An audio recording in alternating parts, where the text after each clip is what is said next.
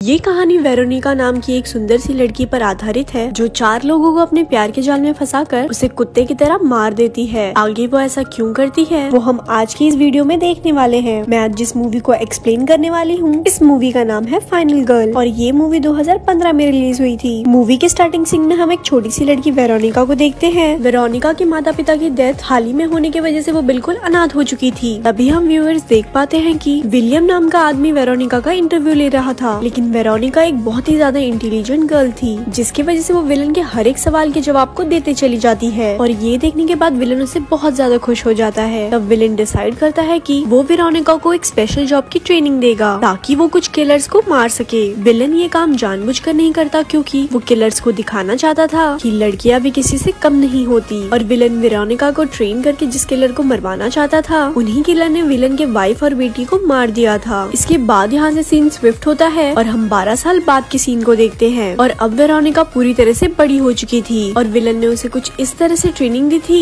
कि वो कितने भी ताकतवर आदमी को जान से मार सकती है। विलन ने वेरोनिका को हर एक सिचुएशन को हैंडल करना सिखा दिया था, जिसके बाद विलन वेरोनिका को उसके पहले मिशन के बारे में बताता है जहाँ उसे 4 लड़कों को मारना होगा और ये 4 लड़के और कोई नहीं बल्कि वही किलर्स थे और ये चारों लड़के एक खास तरीके से लड़कियों को मारा करते थे। जहाँ ये लड़के किसी भी लड़की को अपने प्यार के जाल में फंसाकर जंगल में डेट के बहाने ले जाया करते थे और वहाँ पहुँचने के बाद ये लड़के उनके साथ गेम खेला करते थे और उन्हें वहाँ से भागने के लिए बोलते थे। उसके बाद उस भागने वाली लड़की को इन चारों में से जो भी लड़का पकड़ता था वो उसे अपने हथियार और अपनी तरीके से जान से मार देता था और इन्हीं चारों लड़के ने विलन की वाइफ और उसके बच्चे को मारा था। लेकिन अब विलन वेरोनिका के बदौलत उन चारों लड़के से बदला लेना चाहता था। वेरोनिका को उन किलर्स के पास भेजने से पहले विलन उसके ऊपर एक टेस्ट करता है और वो वेरोनिका को एक स्पेशल तरह की दवाई देता है जिसे लेने के बाद लोगों को भ्रम होने लगता है और वो अपने लाइफ के सबसे बड़े डर को महसूस करता है। जिसके बाद विलन वेरोनिका को उस दवाई का इंजेक्शन लगाता है और थोड़ी ही देर में उस इंजेक्शन का असर होना शुरू कर देता है। जहाँ वेरोनिका को भ्रम होता है कि वो किसी भी तरह से इस मिशन में फेल हो जाती है तो विलन उसे जान से मार देगा और यही वेरोनिका के अंदर का सबसे बड़ा डर था।